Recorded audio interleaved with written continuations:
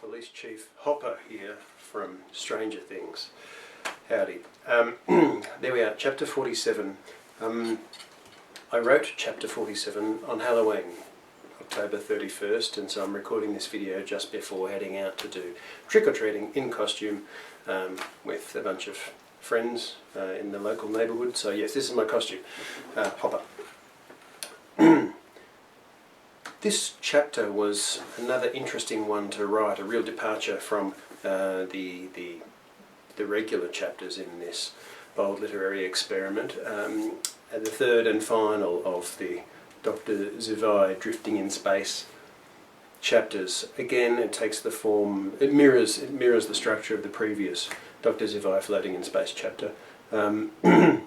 And most of it is this stream of consciousness inner monologue where I tried to imagine what it would be like to be a murderer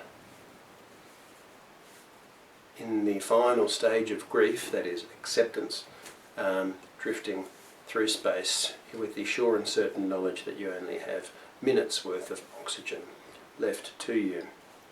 And so yeah, it was a stream of consciousness kind of exercise, and it got me thinking about the nature of thinking and thinking about the little admonishments we give ourselves when we're thinking, and also when we are racing against the clock.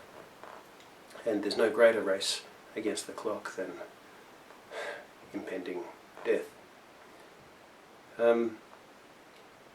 Yeah, a really interesting writing exercise, and I really enjoyed it, and hopefully you enjoyed it too. It's a real change in tone, and for this I read some stories and did a bit of research about murderers who've repented, and I read a couple of letters from murderers who had been caught and had repented, and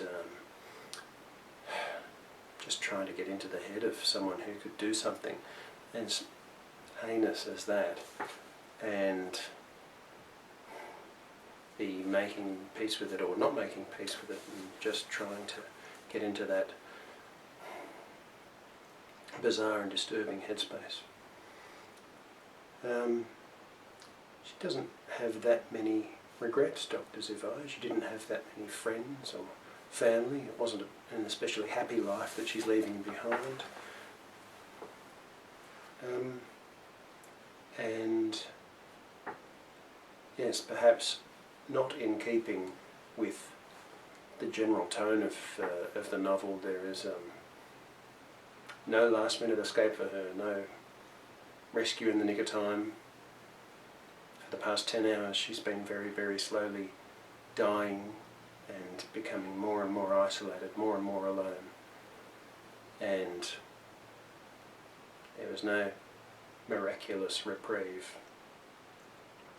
Elsewhere in the novel, that sort of stuff happens all the time. There's cliffhangers and rescues and twists of fortune. But yeah, the idea was that Dr. Zivai was a counterpoint to that that ethos of rip-roaring, swashbuckling adventure. Alright.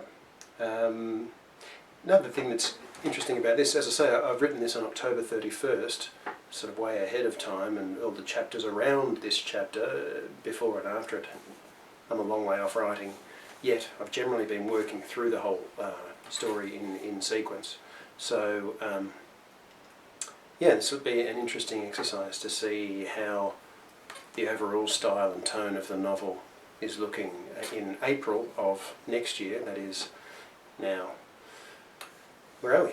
That's 6 months from now, or 5 months from where I speak to you today.